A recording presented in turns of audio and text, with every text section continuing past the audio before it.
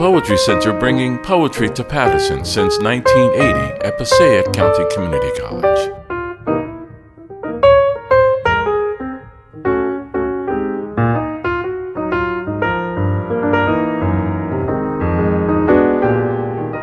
Today, we have Miriam Levine, who won first prize for her book, Forget About Sleep. And there are copies outside for sale. I'm sure she'd be happy to sign them after.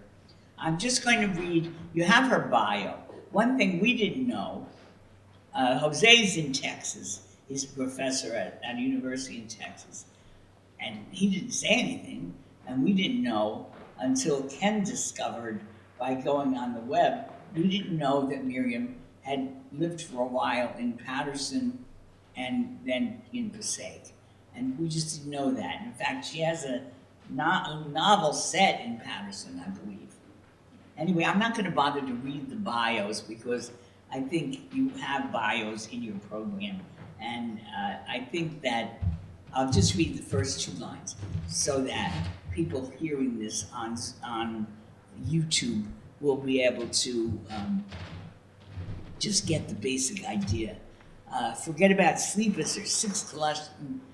Mark Doty chose her collection, The Dark Opens, for the Autumn House Poetry Prize. And her work has appeared in lots of very prestigious magazines. She's received grants from the NEA and the Massachusetts Arts Foundation, and she lives in New Hampshire and Florida. And she's also published a novel in Paterson. Her grandfather came to Paterson from Poland, and her aunt worked in the silk mills as a warper and weaver. And the quote from Jose, who was my graduate student at Binghamton University 15 years ago, and is now a professor at this university in Texas. And he also, I want to say yesterday, had another poem in the New Yorker. Some things I envy very much, I have to say. Anyway, he had another poem in the New Yorker. And he says of Miriam's book, I found a collection suffused with varied emotions and questions that come from a lifetime of memories about childhood friends, adolescent romance, desire, pain, aging parents, parents of friends, about community and its relationship to the beautiful, if indifferent, natural world that nonetheless remains ever open to meaning. Ultimately, the poems here trace the exquisite struggle to make meaning. Expansive and profound, Forget About Sleep is a triumph. Let's welcome Miriam Levine.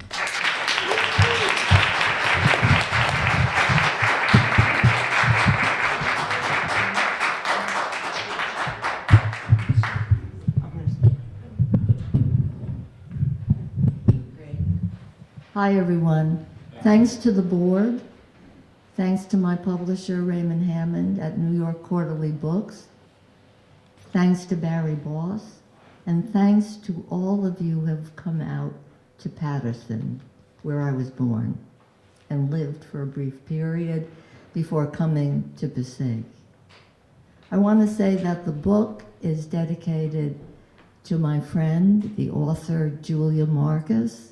She and I met in a dormitory at Boston University years ago, and we've been talking and exchanging ideas ever since. I want to quote from a poet that I admire, Seamus Heaney. When he was introduced and told that his work was wonderful and that praise was heaped on him, you know what he said? He said, let's not make this an occasion for sin. And I always love that. But maybe we can sin a little bit. We can sin just a little bit and have some fun with that. I'll quote another poet before I get started. And that poet, Wallace Stevens, said that description is revelation. Description is revelation. And I think that that would connect with Laura Boss. I never knew her. And I'm just getting to know her a little bit. Description is revelation. I'll read the first poem from Forget About Sleep. Deeper, darker. Everything bright will darken. This day, that star, this river, little frill of blackberry flowers giving way to insistent fruit. The boy's voice, deeper, darker. Our sky, the swelling cloud, leaf and the shadow of the leaf, bird and the bird's cry. It's late, we're not done with love.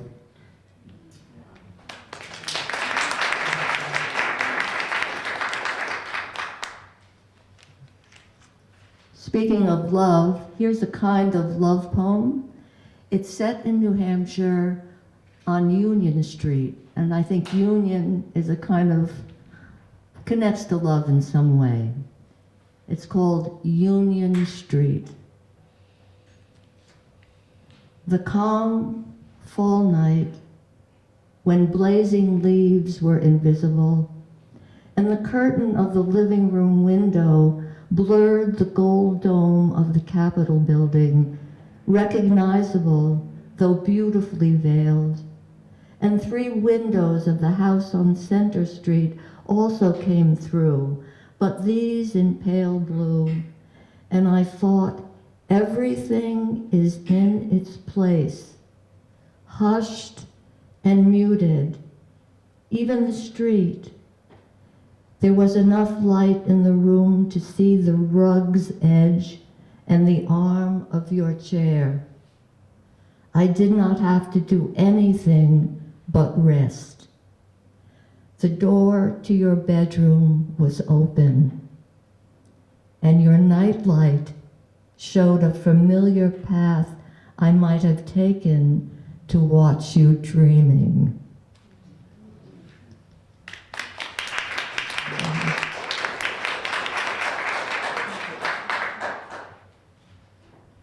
Okay, you know, lately men are getting a very bad rap for certain things, but many men are very beautiful. And this poem is called The Charioteer in Sicily, and it's the poet, yours truly, otherwise known as Miriam Levine, looking at a statue. The statue, an ancient statue of the charioteer. When I saw the photo of the statue for the first time, I was shocked that anyone could chisel the liquid shape of a man from such faceless stone and make stone cloth drop from chest to ankles in waterfall folds nearly transparent, clinging as if wet with sweat. The right leg thrusts forward, so weight rests on the left leg, raising the hip contrapposto. The knees like a giant peony in bud, the flexed buttocks horse-like, and the swelling sex too much for the cloth. If I were there, I would see even more closely the snail curls at the brow, the seamless bandeau around the chest. I would follow the vein to its source and wonder at the exhausted, impassive face as I gazed into another age.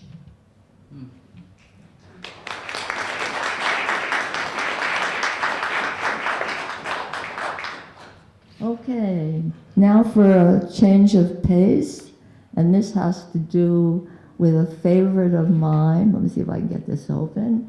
His name is Richard Wayne Penniman, also known as Little Richard. Singer, musician, songwriter, and brave soul. It's called High C. He could hit those high notes. Little Richard, High C. This spring, when your inner life is Little Richard, you surrender to his octave-jumping high notes as he shakes out the fringes of his glittering coat. His boots glitter too. How narrow those feet and those wigs. How full. Is that your hair, he's asked? It's mine, I bought it. Decade after decade, you see him age, but are convinced he beats back time. And always his beauty endures. Bare-chested, under his cape, he strolled through Heathrow. Man drop his cup of coffee when he see me. And I give him the peace sign. Now he's screaming and streaming through earbuds into your brain. And you know, I'll always be your slave until I'm buried in my grave. Your step is easy as you walk south on Meridian Avenue to your allotment in the Victory Garden and the blooming zinnia called Zowie, streaked crimson and gold. You keep time with his time, and the blooms also seem to sway with the beat. At night you see him preach about Jesus and watch his funeral. He believed he would live forever with Jesus. You confess you read the auction catalog of his things. You don't want his flaming clothes, but you covet his passport. The photo of him with the impossibly high pompadour and the ink-lined mustache. Page after page stamped with seals of countries he never left.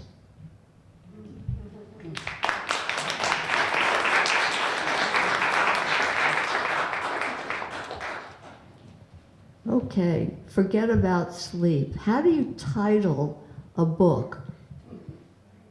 It's a problem. What do you use for your title? Sometimes you pick a title of a poem in the book. You think, you choose this one, you choose that one, and finally I came up with Forget About Sleep. And sleepless nights, anybody ever have them? Right, forget about sleep. The little deaths between breaths, Mim, be afraid. I'm talking to myself, we do that. The little deaths between breaths, Mim, be afraid. Tremble. Here's yesterday, your brother, broken, blue-eyed, always your brother, and your mother who sang in the dark, will the next breath come? Where is the pink-lipped doll of childhood, soft blanket, the street below, the one tree and cinder-strewn curb strip, those sparrows, the smell of rain, tiny windows of the black screens where blue raindrops swell, your crib, the fever and the cool hand. Where is your first friend? Who in your dreams danced through walls, her deep hemmed cotton dress, the pocket too small for her hand. Where is her dog? Those eyes cunning with love. Be afraid of the falling ash staining the maple, the room of the future with nothing in it. Go ahead, worry, Mim. Do you hear me? Your hands remember their claws, no matter how much you cut the nails and slick on polish. Or do they? Mim, forget about yourself. Mim, forget about yourself. The radiators are too hot to touch. Wind thrums down the vent. There's thunder, not enough air for the candle.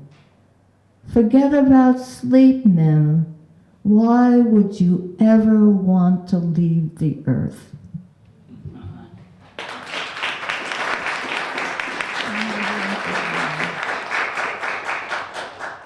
Okay, here's a short one. Not sleepless nights now. This poem begins with a question. What will I need? When I tilt back in the zero gravity chair, my pen is charged with green ink. My book open like a cat on its back. I search for words I knew by heart. I want to mark them.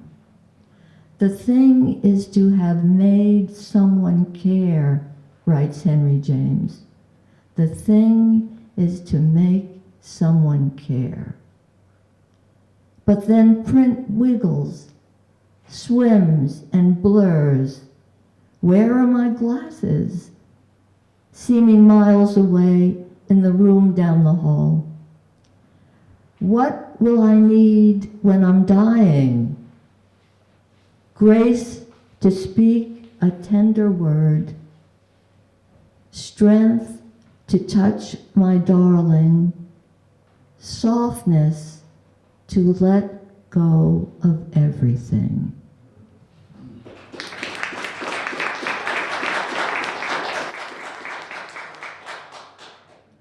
I live part of the year in a very, very hectic place, South Beach, and it's getting more and more hectic. But there's some wonderful experiences in South Beach.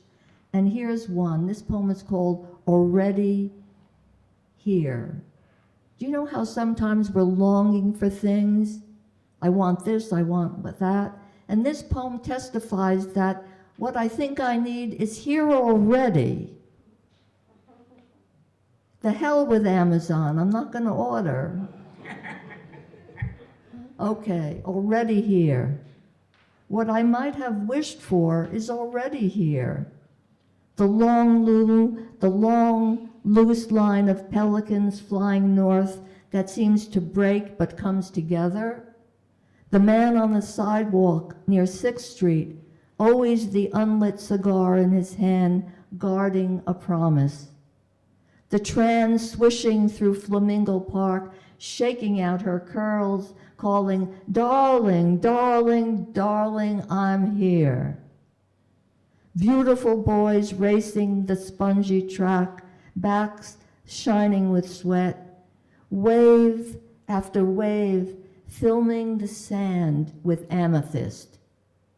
Colors fading, the waves always and always returning. The flash of green parrots flocking, the egret balancing on the top of the hedge. Color of cedar, the negligent filmy curtain dragging on the sill. Casino ships on the horizon with no destination. The old woman who asks for directions to Alton Road, and my correct answer, and the young man who suddenly appears and says, I'm going your way.